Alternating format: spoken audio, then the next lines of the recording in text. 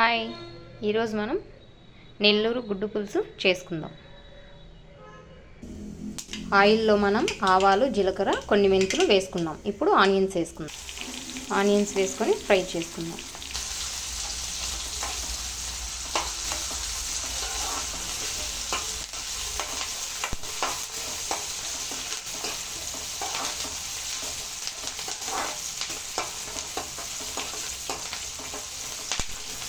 Onions వేగుతున్నాయి.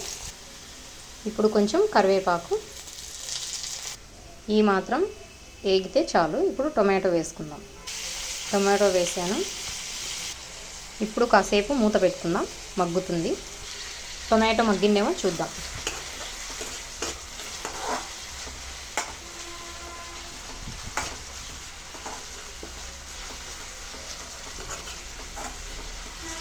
ఇంకాసేపు మగ్గనిద్దాం.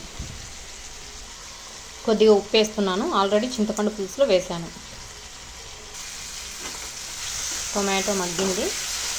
ఉప్పు, పసుపు, కొంచెం కారం వేసుకుందాం. పసుపు,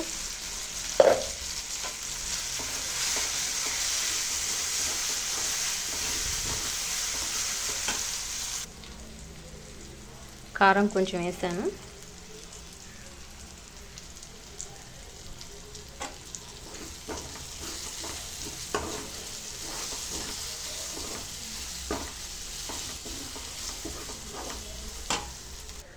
చింతపండు పులుసు అంటే ఒక టమాటో, చింతపండు కొంచెం, ఉప్పు కొంచెం వేసుకొని, ఇది ఆల్రెడీ నేను తీసి పెట్టుకున్నాను. చింతపండు పులుసు మీకు చూపిస్తున్నా. ఇలా నీళ్ళల్లో నానబెట్టుకోవాలి. నేను తీసాను చింతపండు పులుసు. ఇప్పుడు ఇందులో మనం చింతపండు పులుసు వేసేసుకుందాం.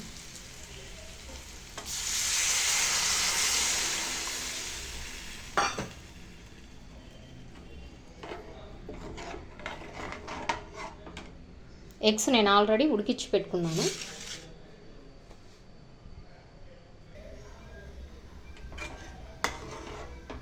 చింతపండు పులుసు వేసాను కదా, కొన్ని వాటర్ వేసాను. కొంచెం సేపు మరిగిద్దాం. ఎసురు మరుగుతుంది కదా, ఇందులో ఎగ్స్ వేసుకుందాం. ఎగ్స్ వేసాను.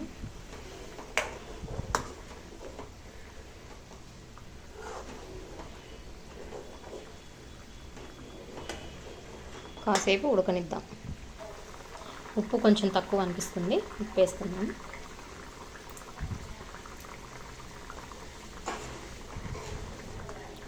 ఈ వీడియో మీకు ఎలా వస్తుందో, నా మాటలు ఎలా ఉన్నాయో, ఫోన్లో ఒక్కదాన్ని పట్టుకొని తీస్తున్నాను, ఏమనుకోకండి. ఒకదాన్ని పట్టుకొని తీస్తుంటే కొంచెం కష్టంగా అనిపిస్తుంది. సబ్స్క్రైబ్ చేసుకోండి అబ్బా. సబ్స్క్రైబ్ చేసుకుంటే మీరు ఇంకేమైనా వీడియోస్ చేయాలనిపిస్తుంది మాకు. ఓకేనా? ఇంకా సేపట్లో మన నెల్లూరు గుడ్డు పులుసు రెడీ అవుతుంది. సూపర్గా వచ్చింది. కొంచెం కారం తక్కువ. మీకు నచ్చిందని అనుకుంటున్నాను. Okay, bye.